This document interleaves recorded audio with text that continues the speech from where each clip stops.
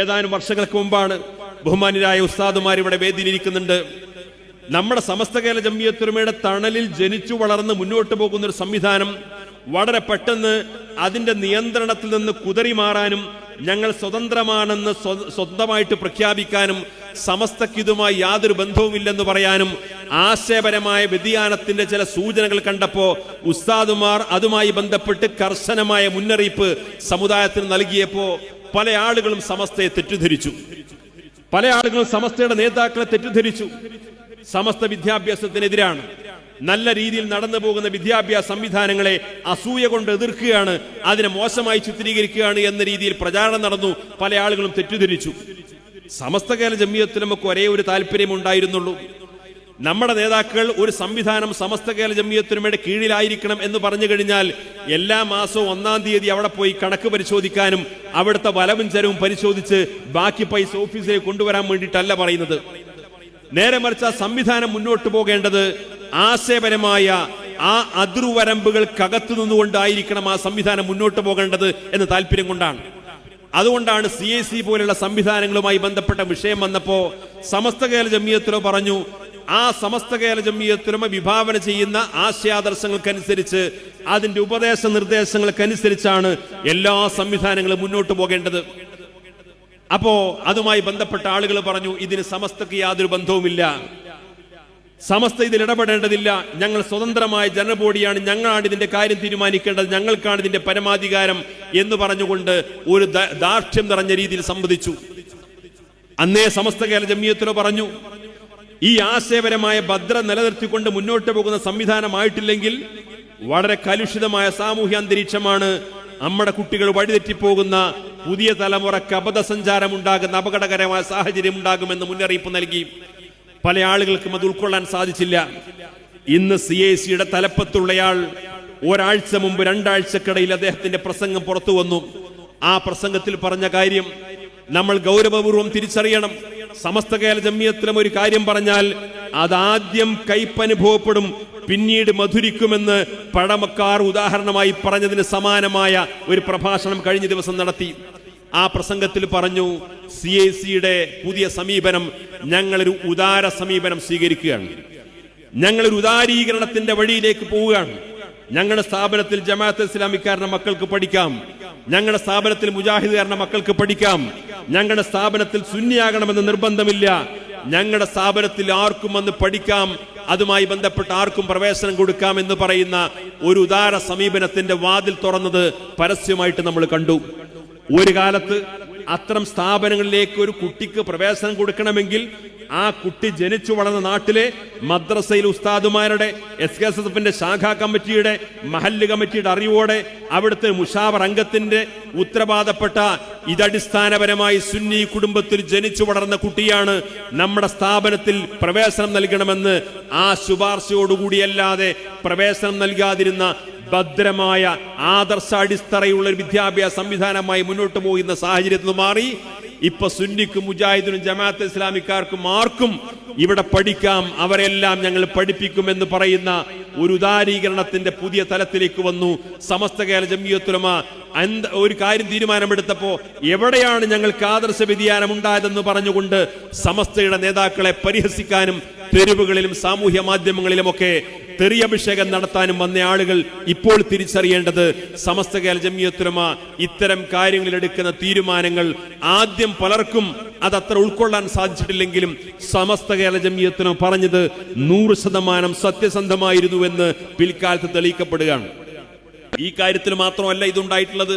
സമസ്ത കേരള ജംഇയ്യത്തുൽ ഉലമ ദീനുമായി ബന്ധപ്പെട്ട് ഈ 100 കൊല്ലത്തിനിടയിൽ കേരളത്തിലെ മുസ്ലിം സമൂഹത്തോട് പറഞ്ഞ ഏതെങ്കിലും ഒരു തീരുമാനം, ഒരു ഫത്വ, ഒരു പ്രഖ്യാപനം, ഒരു പ്രസ്താവന, ഒരു ആഹ്വാനം, അത് പിൽക്കാലത്ത് സമസ്തക്കാർ തിരുത്തി പറഞ്ഞു എന്ന് ഇവിടുത്തെ എതിരാളികൾ പോലും പറയാറില്ല. കാരണം അത് സംഘടനാ വിരോധത്തിന്റെ പേരിൽ ഉണ്ടാക്കുന്ന തീരുമാനമല്ല, പകപോക്കലുമായി ഉണ്ടാക്കുന്ന തീരുമാനമല്ല, നാലാംകിട രാഷ്ട്രീയക്കാരെ പോലെ തെരഞ്ഞെടുപ്പ് പോലെ വരുന്ന സമയത്ത് നയം മാറ്റുന്ന രീതിയല്ല. ദീനിന്റെ പ്രമാണങ്ങൾക്ക് വിധേയമായി മാത്രമേ സമസ്ത കേരള ജംഇയ്യത്തുൽ ഉലമ ഈ സമുദായത്തോട് സംവദിച്ചിട്ടുള്ളൂ. അതുകൊണ്ട് തന്നെ ഇന്നും കേരളത്തിലെ മഹാഭൂരിപക്ഷം വരുന്ന മുസ്ലിം സമുദായം ദീനുമായി ബന്ധപ്പെട്ടൊരു വിഷയം വന്നാൽ ഇക്കാര്യത്തിൽ സമസ്ത കേരള ജംഇയ്യത്തുൽ ഉലമ എന്തു പറയുന്നു എന്ന് കാതോർക്കുന്നവരാണ്. കാരണം അത്രമേൽ വിശ്വാസ്യതയും അംഗീകാരമുള്ള ഒരു പ്രസ്ഥാനമായി ഇന്ന് സമസ്ത കേരള ജംഇയ്യത്തുൽ ഉലമ നമ്മുടെ സമൂഹത്തിൽ നിലനിൽക്കുകയാണ്. ആദർശപരമായ കാര്യം വരുമ്പോ, ഈ സമുദായത്തിന്റെ വിദ്യാഭ്യാസ സംബന്ധിയായ കാര്യം വരുമ്പോ, ഈ സമുദായത്തിന്റെ വളർച്ചയും പുരോഗതിയും എല്ലാം ലാക്കാക്കിക്കൊണ്ട് ഈ സമുദായത്തിന്റെ പൂർണ്ണമായ ആ ഉടമസ്ഥാവകാശം അവകാശപ്പെടാൻ സാധിക്കുമെന്ന് പറയുന്നത് പോലെ ഈ സമുദായത്തിന്റെ രക്ഷാകർതൃത്വം ഏറ്റെടുത്തുകൊണ്ടാണ് സമസ്ത കേരള ജംഇയ്യത്തുൽ ഉലമ എല്ലാ കാലത്തും മുന്നോട്ട് പോയിട്ടുള്ളത്. നമ്മുടെ നാട്ടിൽ സാമുദായിക സൗഹാർദ്ദം തകർക്കാനും മതവിദ്വേഷം പ്രചരിപ്പിക്കാനുമൊക്കെ വലിയ തോതിൽ വർഗീയമായ പ്രചാരണങ്ങൾ നടത്തിക്കൊണ്ടിരിക്കുന്ന ഒരു കാലമാണ്. ആ കാലത്തും അഭിമാനത്തോടുകൂടി നമുക്ക് പറയാൻ സാധിക്കും, സമസ്ത കേരള ജംഇയ്യത്തുൽ ഉലമയുടെ 100 വർഷക്കാലത്തെ നമ്മുടെ ആദരണീയരായ പണ്ഡിതന്മാരുടെ പ്രഭാഷണങ്ങൾ, അവരുടെ രചനകൾ, അവരുടെ പാഠ്യപദ്ധതികൾ, അവർ പഠിപ്പിക്കുന്ന പാഠപുസ്തകങ്ങൾ, അവിടെ ഏതെങ്കിലും പരീക്ഷാ ചോദ്യപേപ്പറുകൾ, അതുമായി ബന്ധപ്പെട്ട വിദ്യാഭ്യാസ സംവിധാനങ്ങൾ, ഇതിനെവിടെയെങ്കിലും ചൂണ്ടിക്കാണിച്ചുകൊണ്ട് ഇതിൽ വർഗീയതയുണ്ട് എന്നൊരു ആരോപണം ഈ നിമിഷം വരെ ഉയർന്നു വന്നിട്ടില്ല. ഇതിൽ മതവിദ്വേഷമുണ്ടെന്ന ആരോപണം ഉയർന്നു വന്നിട്ടില്ല. നമ്മുടെ നാട്ടിൽ വ്യത്യസ്തമായ വിദ്യാഭ്യാസ സംവിധാനമുണ്ട്. ഭൗതിക വിദ്യാഭ്യാസം പഠിക്കാൻ വേണ്ടി ദേശീയ തലത്തിലും സംസ്ഥാന തലത്തിലും ഒരുപാട് കരിക്കുലവും സിലബസും ചോദ്യപേപ്പറുകളും പാഠ്യപദ്ധതികളുമുണ്ട്. ഒരു വർഷത്തിൽ ഓരോ പരീക്ഷ നടത്തുമ്പോഴും ഓരോ പാഠ്യപദ്ധതി വരുമ്പോഴും ഒക്കെ എത്രയെത്ര പരാതികളാണ് ഉയർന്നു വരാറുള്ളത്. അവിടെ വർഗീയമായ ചരിത്രം രേഖപ്പെടുത്തിയിട്ടുണ്ട്. ഇവിടെ പരമത വിദ്വേഷമുണ്ട്. ഇത് ഈ സമുദായത്തിന് പ്രയാസം ഉണ്ടാക്കുന്നുണ്ട്. ആ പരാമർശം ആ മതത്തിൽ സ്പർദ്ധയുണ്ടാക്കുന്നുണ്ട്.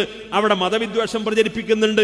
എല്ലാ കാലത്തും വിദ്യാഭ്യാസ മേഖലയെ ഇതുമായി ബന്ധപ്പെട്ട വിവാദങ്ങൾ പിടികൂടിയിട്ടേ നമ്മൾ മുന്നോട്ട് പോയിട്ടുള്ളൂ. എന്നാൽ സമസ്ത കേരള ജംഇയ്യത്തുൽ ഉലമയുടെ 1 മുതൽ 12 വരെയുള്ള മദ്രസാ വിദ്യാഭ്യാസം, നമ്മുടെ ദർസിൽ പഠിപ്പിക്കുന്ന മത ഗ്രന്ഥങ്ങൾ, അറബിക് കോളേജിൽ പഠിക്കുന്ന പാഠ്യപദ്ധതിയിൽപ്പെട്ട പുസ്തകങ്ങൾ, ഇവിടെ നമ്മുടെ മത പണ്ഡിതന്മാരുടെ പ്രഭാഷണങ്ങൾ, അവരുടെ രചനകൾ, അവരുടെ പുസ്തകങ്ങൾ, അതിനെ ചൂണ്ടിക്കാണിച്ചിട്ട് ഇന്നുവരെ സമസ്ത കേരള ജംഇയ്യത്തുൽ ഉലമ വർഗീയത പ്രചരിപ്പിക്കുന്നു, സമസ്ത തീവ്രവാദം പ്രചരിപ്പിക്കുന്നു, സമസ്ത പരമത പ്രചരിപ്പിക്കുന്നു, സമസ്ത മതവിദ്വേഷം പ്രചരിപ്പിക്കുന്നു എന്നൊരു ആരോപണം മുസ്ലിങ്ങൾക്കെതിരെ വിദ്വേഷ പ്രചരണം നടത്തുന്ന ആളുകൾ പോലും ഈ 100 കൊല്ലത്തിനിടയിൽ ഉന്നയിച്ചിട്ടില്ല എന്ന് പറഞ്ഞാൽ പരിശുദ്ധമായ ദീനിനെ അതിന്റെ യഥാർത്ഥ അർത്ഥത്തിൽ വ്യാഖ്യാനിച്ചുകൊണ്ട് ഈ സമുദായത്തിന് മുന്നിൽ പ്രചരിപ്പിക്കാനും പഠിപ്പിക്കാനും അതിനനുസരിച്ച് ഈ സമുദായത്തെ വളർത്തി മുന്നോട്ട് കൊണ്ടുപോകാനും ഈ പ്രസ്ഥാനത്തിന് സാധിച്ചു എന്നുള്ളതാണ്. അതേപോലെ തന്നെയാണ് സമസ്തയുടെ ഭരണഘടനയിൽ പറയുന്ന വളരെ പ്രധാനപ്പെട്ട ഒരു കാര്യമാണ്, സമസ്ത മുസ്ലിം സമുദായത്തിന്റെ അവകാശ സംരക്ഷണവുമായി ബന്ധപ്പെട്ട വിഷയങ്ങൾ വരുന്ന സമയത്ത് സമസ്തയെ പോലെയുള്ള ഒരു മതപണ്ഡിത സഭയുടെ പരിധിക്കകത്തുനിന്നുകൊണ്ട് ഈ സമുദായത്തിന്റെ അവകാശങ്ങൾക്ക് വേണ്ടി പ്രവർത്തിക്കും. സമരം നടത്തേണ്ടടുത്ത് സമരം നടത്തും, കോടതിയിൽ പോകേണ്ടിടത്ത് കോടതിയിൽ പോകും, സർക്കാരുമായി സംസാരിക്കേണ്ടിടത്ത് സർക്കാരുമായിട്ട് സംസാരിക്കും, ഭരണകൂടവുമായിട്ട് ബന്ധപ്പെടേണ്ടത് അങ്ങനെ ചെയ്യും. ഇതൊക്കെ സമസ്തയുടെ പാരമ്പര്യത്തിന്റെ ഭാഗമാണ്. ഞാൻ തുടക്കത്തിൽ പറഞ്ഞല്ലോ, ഒരു ഭാഗത്ത് സ്വാതന്ത്ര്യ സമരത്തിൽ പങ്കാളികളാകുന്നതോടൊപ്പം തന്നെ മറുഭാഗത്ത് ബ്രിട്ടീഷ് ഗവൺമെന്റിന്റെ മുന്നിൽ പോയിട്ട് ഈ സമുദായത്തിന്റെ അവകാശാധികാരങ്ങളെ കുറിച്ച് സംസാരിക്കാൻ തന്റെ ഇടം കാണിച്ചയാളാണ് മഹാനായ വരക്കൽ മുല്ലക്കോയ തങ്ങൾ. പിൽക്കാലത്ത് വന്ന പാങ്ങിൽ അഹമ്മദ് കുട്ടി മുസ്ലിയാർ, പിൽക്കാലത്ത് വന്ന ഓരോ പണ്ഡിതന്മാരും അങ്ങനെയാണ്. അപ്പൊ ഭരണകൂടത്തോട് ഈ സമുദായത്തിന് ന്യായമായ അവകാശങ്ങളെ കുറിച്ച് സംസാരിക്കും. അതേത് ഭരണകൂടമാണെങ്കിലും, അത് ബ്രിട്ടീഷുകാരുടെ കാലത്താണെങ്കിലും സ്വാതന്ത്ര്യാനന്തരമാണെങ്കിലും മാറി മാറി വരുന്ന ഭരണകൂടത്തോട് ഇത് സംസാരിക്കുക, അവകാശങ്ങളെ കുറിച്ച് ചോദിക്കുക എന്ന് പറഞ്ഞാൽ അത് സമസ്തയുടെ പാരമ്പര്യമാണ്. അടുത്ത കാലത്ത് നമ്മളെ സമസ്തയുടെ പ്രസിഡന്റോ അല്ലെങ്കിൽ സമസ്തയുടെ ഉത്തരവാദപ്പെട്ട നേതാക്കന്മാരോ ഏതെങ്കിലും സർക്കാരുമായിട്ട് സംസാരിച്ചു, അവർക്ക് ഫോൺ ചെയ്തു, അല്ലെങ്കിൽ അവർ ഇങ്ങോട്ട് ഫോൺ ചെയ്തു എന്നൊക്കെ പറഞ്ഞു കഴിഞ്ഞാൽ അതൊക്കെ ഒരു മഹാപാതകമായിട്ട് അവതരിപ്പിച്ചുകൊണ്ട് ഇതൊന്നും സമസ്തയുടെ പാരമ്പര്യമല്ലെന്ന് പറഞ്ഞുകൊണ്ട് ഈ പ്രസ്ഥാനത്തെ ചെറുതാക്കാനും കൊച്ചാക്കാനും ശ്രമിക്കുന്ന ആളുകളുണ്ട്. 1969 ഒരു സംഭവം ഉണ്ടായി. നമ്മുടെ രാജ്യത്തെ കേന്ദ്ര സർക്കാർ ഒരു നിയമം കൊണ്ടുവന്നു. ഈ രാജ്യത്തെ വഖഫ് സ്ഥാപനങ്ങളിലുള്ള മുഴുവൻ വരുമാനത്തിന്റെയും ഒരു വർഷത്തെ വാർഷിക വരുമാനത്തിന്റെ 6% വിഹിതം സർക്കാരിലേക്ക് അടക്കണം എന്ന് പറഞ്ഞു. ഇപ്പൊ 7% നമ്മൾ വഖഫ് ബോർഡിലേക്ക് അടക്കുന്നുണ്ട്. അതിന്റെ മുമ്പ് 1969 ഫക്രുദ്ദീൻ അലി അഹമ്മദ് ആണെന്ന് കേന്ദ്രമന്ത്രി, ഇന്ദിരാഗാന്ധി എന്ന് പ്രധാനമന്ത്രിയാണ്. ആ സമയത്താണ് നിയമം കൊണ്ടുവന്നത്. ഇവിടെ വഖഫ് സ്ഥാപനങ്ങളിലേക്കുള്ള മുഴുവൻ വരുമാനം എന്ന് പറഞ്ഞു കഴിഞ്ഞാൽ ആ ചരിത്രത്തിൽ പറയുന്ന പ്രധാനപ്പെട്ട ഒരു കാര്യം, അന്നത്തെ കാലത്ത് പള്ളികളിലേക്ക് വരുമാനത്തിനു വേണ്ടി, വഖഫ് സ്ഥാപനത്തിലേക്ക് വരുമാനത്തിനു വേണ്ടി ഒരു വീട്ടുകാരന്റെ പറമ്പിൽ 10-50 തെങ്ങുണ്ടെങ്കിൽ അദ്ദേഹം ഒരു തെങ്ങ് പള്ളിക്ക് വഖഫ് ചെയ്യും, ഒറ്റ തെങ്ങ് വഖഫ് ചെയ്യും. അങ്ങനെ ആ മഹലിലുള്ള ഒരു പക്ഷേ 10, 100, 200 തെങ്ങിൽ നിന്ന് കിട്ടുന്ന വരുമാനം, ആ വരുമാനമാണ് ആ പള്ളിയുടെ പ്രധാനപ്പെട്ട വരുമാനം. ഈ സർക്കാരിന്റെ നോട്ടിഫിക്കേഷനിൽ പറഞ്ഞു, അങ്ങനെ ഒറ്റത്തെങ്ങിൽ നിന്ന് കിട്ടുന്ന വരുമാനത്തിന്റെ വാർഷിക വരുമാനത്തിന്റെ മൂല്യം കണക്കാക്കി ആ മൂല്യത്തിന്റെ 6% സർക്കാരിലേക്ക് അടക്കണം. നിങ്ങളുടെ പള്ളിയിൽ വെച്ചുകൊണ്ട് നിക്കാഹ് നടക്കും. ആ നിക്കാഹ് നടക്കുന്ന സമയത്ത് നിക്കാഹിന്റെ പണം കൊടുക്കും പള്ളിയിൽ ഉസ്താദുമാർക്ക്. അങ്ങനെ ഒരു വർഷം നിക്കാഹിന്റെ പണമായി ആ പള്ളിയിലേക്ക് കിട്ടിയ പണത്തിന്റെ മൊത്തം തുകയുടെ 6% സർക്കാരിലേക്ക് അടക്കണം. ഇങ്ങനെ ഒരു വഖഫ് സ്ഥാപനത്തിലേക്ക് വരുന്ന ചെറുതും വലുതുമായ സകലമാന വരുമാനത്തിന്റെയും 6% സർക്കാരിലേക്ക് അടക്കണമെന്ന ഉത്തരവിൽ പറഞ്ഞു. ഈ ഉത്തരവ് നടപ്പാക്കേണ്ടത് ആ വർഷത്തേത് മാത്രമല്ല, 1959 മുതൽ 10 വർഷത്തെ മുൻകാല പ്രാബല്യത്തോടുകൂടി ഈ വിഹിതം അടക്കണമെന്ന് പറഞ്ഞു. ഇങ്ങനെ തീരുമാനം വന്നു.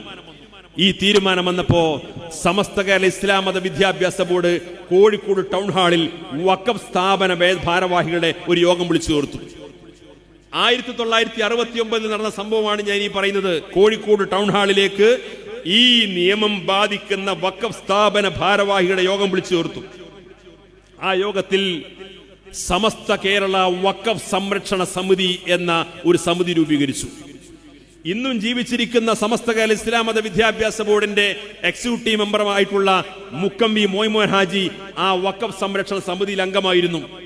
ഏതാനും മാസങ്ങൾക്ക് മുമ്പ് മരണപ്പെട്ട കോഴിക്കോട്ടെ TK പരീക്കുട്ടി ഹാജി ആ വഖഫ് സംരക്ഷണ സമിതിയിൽ അംഗമായിരുന്നു. മാന്നാർ അബ്ദുൽ ഖാദർ ഹാജിയെ പോലെയുള്ള സമസ്ത കേരള ജംഇയ്യത്തുലമയുടെ മുൻനിരയിൽ ഉണ്ടായിരുന്ന ഒരുപാട് ഉമറാക്കളെ ഒരുമിച്ച് ചേർത്തുകൊണ്ട് സമസ്ത കേരള ഇസ്ലാം മത വിദ്യാഭ്യാസ ബോർഡ് വിളിച്ചു ചേർത്ത യോഗത്തിൽ വെച്ച് സമസ്ത കേരള വഖഫ് സംരക്ഷണ സമിതി രൂപീകരിച്ചു. എന്നിട്ട് മഹാനായ ഷെയ്ഖുന ശംസുൽ ഉലമ ഈ ആവശ്യം ഉന്നയിച്ചുകൊണ്ട് അന്നത്തെ കേന്ദ്രമന്ത്രിയായിരുന്ന ഫഖറുദ്ദീൻ അലി അഹമ്മദിന് നിവേദനം അയച്ചു. ഈ വഖഫ് സംരക്ഷണ സമിതിയോട് ശംസുൽ ഉലമ പറഞ്ഞു, നിങ്ങൾ ഗവർണറെ പോയി കാണണം, പ്രധാനമന്ത്രി കോഴിക്കോട്ട് വരുന്നുണ്ട്, പ്രധാനമന്ത്രിയെ പോയി കാണണം. നിരന്തരമായി ഈ വഖഫ് സ്ഥാപന ഭാരവാഹികളെ ഈ വരുമാനത്തിന്റെ പേര് പറഞ്ഞുകൊണ്ട് പ്രയാസപ്പെടുത്തുന്നതിൽ നിന്ന് ഈ സമുദായത്തെ രക്ഷപ്പെടുത്താൻ വേണ്ടി സമസ്ത കേരള ജംഇയ്യത്തുലമയുടെ നേതാക്കൾ നിരന്തരമായ ഇടപെടൽ നടത്തി. അവസാനം 1970 കേന്ദ്ര സർക്കാർ ആ ഉത്തരവ് പിൻവലിച്ചതിന് ശേഷം പറഞ്ഞു, വഖഫ് സ്ഥാപനത്തിലേക്ക് വരുന്ന സ്ഥായിയായ വരുമാനങ്ങൾക്ക് വേണ്ടി മാത്രമേ ഇനി വിഹിതമടക്കേണ്ടതുള്ളൂ. ആ വിഹിതമാണ് ഇപ്പോഴും നമ്മൾ അടച്ചുകൊണ്ടിരിക്കുന്നത്. നിക്കാഹിന്റെ പണത്തിന് വിഹിതം അടക്കണ്ട, സംഭാവനക്ക് വിഹിതം അടക്കണ്ട, അതേപോലെ തെങ്ങിനും മറ്റും വിഹിതം അടക്കേണ്ടതില്ല. വാടക പോലെയുള്ള സ്ഥായിയായ വരുമാനങ്ങൾക്ക് വേണ്ടി മാത്രമേ ഇപ്പോൾ വഖഫ് സ്ഥാപനങ്ങളിലേക്ക് വിഹിതം അടക്കേണ്ടതുള്ളൂ. അത്തരമൊരു നിയമം പ്രാബല്യത്തിൽ കൊണ്ടുവരാൻ വേണ്ടി ഇവിടെ 1969 പ്രവർത്തിച്ച സംഘടന സമസ്ത കേരള ജംഇയ്യത്തുലമയാണ്. അല്ലാതെ ഇവിടെ അടുത്ത കാലത്ത് വഖഫ് ബോർഡിലേക്ക് നിയമനം കൊണ്ടുവന്നപ്പോൾ അതുമായി ബന്ധപ്പെട്ട ഇടപെടൽ നടത്തുന്ന പരിപാടി മാത്രമല്ല സമസ്ത ചെയ്തിട്ടുള്ളത്. ഈ സമുദായത്തിന്റെ അവകാശങ്ങളുമായി ബന്ധപ്പെട്ട എന്തെല്ലാം വിഷയങ്ങളുണ്ടോ അതാത് കാലത്ത് സമസ്ത ഒരു മതസംഘടനയാണ്, ഒരു മതപണ്ഡിത സഭയാണ്. ആ സഭയ്ക്ക് ഇടപെടാൻ പറ്റാവുന്ന വിഷയങ്ങളിൽ അതിന്റെ പരിധിക്കകത്തുകൊണ്ട് ഈ പ്രസ്ഥാനം എല്ലാ കാലത്തും ഇടപെട്ടിട്ടുണ്ട്. ആ രീതിയിലുള്ള ഇടപെടലുകളാണ് ഇന്നും സമസ്ത കേരള ജംഇയ്യത്തുലമ നിർവഹിച്ചുകൊണ്ടിരിക്കുന്നത്. അതുകൊണ്ട് സമസ്ത കേരള ജംഇയ്യത്തുലമ ഈ സമുദായത്തിന് വിശ്വാസപരമായ കാര്യങ്ങളിൽ, കർമ്മപരമായ കാര്യങ്ങളിൽ അവരേതു വഴിയിലൂടെ സഞ്ചരിക്കണമെന്ന് സമസ്ത ഈ സമുദായത്തിന് അതത് സമയത്ത് ഉപദേശ നിർദ്ദേശങ്ങൾ നൽകും. അതിന്നുവരെ തെറ്റിയിട്ടില്ല. ഈ സമുദായത്തിന്റെ വിദ്യാഭ്യാസ കാര്യത്തിൽ സമസ്തക്ക് കൃത്യമായൊരു കാഴ്ചപ്പാടുണ്ട്. അത് അഹ്ലുസുന്നത്തി വൽ ജമാഅയുടെ ആശയാദർശങ്ങൾക്കനുസരിച്ചായിരിക്കണം നമ്മുടെ കുട്ടികൾ വിദ്യാഭ്യാസം നേടേണ്ടത്. ആ ആശയത്തിനെതിരായ രീതിയിലുള്ള ഭൗതിക വിദ്യാഭ്യാസമാണെങ്കിലും ആ ഭൗതിക വിദ്യാഭ്യാസം ഈ ഉമ്മത്തിന്റെ സംസ്കാരത്തെ തകർക്കുമെന്നാണ് നമ്മുടെ പണ്ഡിതന്മാർ പഠിപ്പിച്ചിട്ടുള്ളത്. നമുക്കറിയാം, പഴയ കാലത്ത് ബ്രിട്ടീഷുകാർ ഇവിടെ വ്യാപകമായി സ്കൂളുകൾ സ്ഥാപിച്ചു. ബ്രിട്ടീഷുകാർ ഭരിച്ചിരുന്ന കാലത്ത് വ്യാപകമായി സ്കൂളുകൾ സ്ഥാപിച്ചു. ആ ബ്രിട്ടീഷ് സ്കൂളിന്റെ ലക്ഷ്യം എന്തെന്ന് ലോർഡ് മെക്കാളോ പറഞ്ഞു, ജന്മം കൊണ്ട് ഇന്ത്യക്കാരാണെങ്കിലും സംസ്കാരം കൊണ്ട് ബ്രിട്ടീഷുകാരാക്കലാണ് ഞങ്ങളുടെ വിദ്യാഭ്യാസ സ്ഥാപന ലക്ഷ്യമെന്ന്. അങ്ങനെ ബ്രിട്ടീഷുകാരുടെ സ്കൂളിൽ പോയിട്ട് 4-5 വർഷം നമ്മുടെ കുട്ടികൾ പഠിച്ചു കഴിഞ്ഞാൽ ആ കുട്ടികളൊക്കെ ബ്രിട്ടീഷ് സംസ്കാരം അനുസരിച്ച് വളർന്നു വരും എന്നൊരു ഘട്ടമെത്തിയപ്പോ ആ ബ്രിട്ടീഷുകാരുടെ കലാലയങ്ങൾ ബഹിഷ്കരിക്കാൻ ഗാന്ധിജി അടക്കം ആഹ്വാനം ചെയ്തു. ഗാന്ധിജി നിസ്സഹകരണ പ്രസ്ഥാനം ആരംഭിച്ചില്ലേ നമ്മുടെ നാട്ടിൽ?